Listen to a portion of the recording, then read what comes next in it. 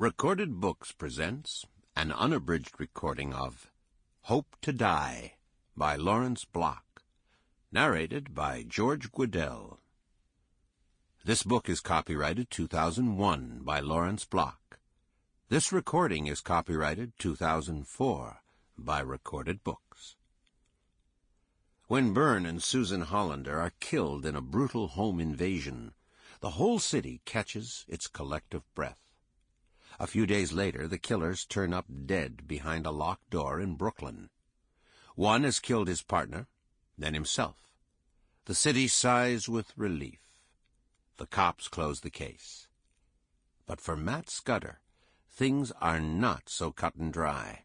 Having met the Hollanders just hours before their deaths, he's drawn to the case despite himself, and begins to suspect that there was a third individual involved.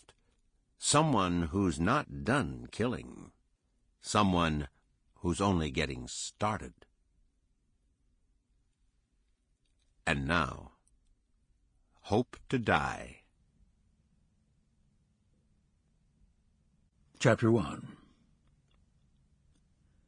It was a perfect summer evening, the last Monday in July. The Hollanders arrived at Lincoln Center sometime between 6 and 6:30. They may have met somewhere, in the plaza by the fountain, say, or in the lobby, and gone upstairs together. Byrne Hollander was a lawyer, a partner in a firm with offices in the Empire State Building, and he might have come directly from the office. Most of the men were wearing business suits, so he wouldn't have had to change. He left his office around 5, and their house was on West 74th Street between Columbus and Amsterdam, so he had time to go home first to collect his wife. They may have walked to Lincoln Center. It's half a mile, no more than a 10-minute walk. That's how Elaine and I got there, walking up from our apartment at 9th and 57th. But the Hollanders lived a little further away and may not have felt like walking.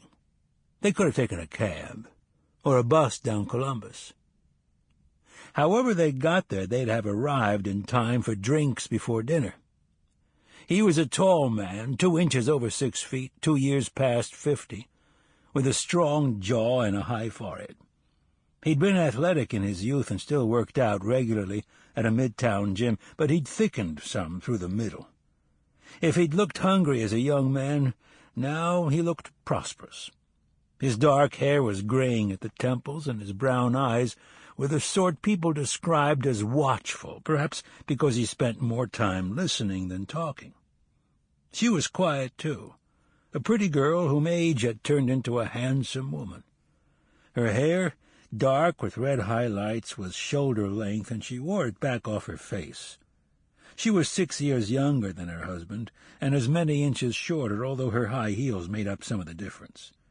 She'd put on a few pounds in the 20-some years they'd been married, but she'd been fashion model thin back then, and looked good now. I can picture them standing around on the second floor at Avery Fisher Hall, holding a glass of white wine, picking up an hors d'oeuvre from a tray. As far as that goes, it's entirely possible I saw them, perhaps exchanging a nod and a smile with them, perhaps noticing her as one notices an attractive woman. We were there, and so were they, along with a few hundred other people.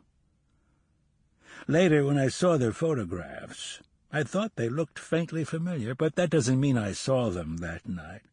I could have seen either or both of them on other nights at Lincoln Center, or Carnegie Hall, or walking in the neighborhood.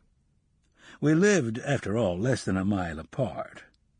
I could have laid eyes on them dozens of times and never really noticed them, just as I very possibly did that night. I did see other people I knew. Elaine and I talked briefly with Ray and Michelle Grulio. Elaine introduced me to a woman she knew from a class she'd taken several years ago at the Metropolitan, and to a terribly earnest couple who'd been customers at her shop. I introduced her to Avery Davis, the real estate mogul whom I knew from the Club of 31, and to one of the fellows passing the hors d'oeuvre trays whom I knew from my AA home group at St. Paul's. His name was Felix, and I didn't know his last name, and don't suppose he knew mine. And we saw some people we recognized but didn't know, including Barbara Walters and Beverly Sills. The occasion was the opening of New York. Sample complete. Ready to continue?